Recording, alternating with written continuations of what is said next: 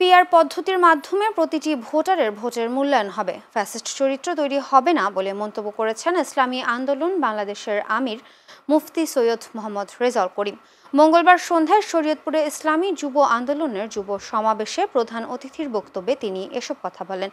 ইসলামী যুব আন্দোলনের শরীয়তপুর জেলার সভাপতি মোহাম্মদ তারেক জামিলের সভাপতিত্বে সমাবেশে বক্তব্য রাখেন ইসলামী যুব আন্দোলনের কেন্দ্রীয় সভাপতি আতিকুর রহমান মুজাহিদ, কেন্দ্রীয় সাংগঠনিক সম্পাদক এস.এম. আজিজুল হক ও মুজাহিদ কমিটির কেন্দ্রীয় সহ সাংগঠনিক সম্পাদক হাফেজ কেরামত আলী সহ অন্যান্যরা। যে পদ্ধতির মাধ্যমে আপনারা জানেন প্রতিটা ভোটারে তাদের ভোটের মূল্যায়ন হবে, ফ্যাসিস্ট চরিত্র তৈরি হবে না এবং প্রতিটা দলই প্রতিনিধি সংসদে থাকবে। এর মাধ্যমে আমাদের এই দেশটা একটা সুন্দর দেশ হবে।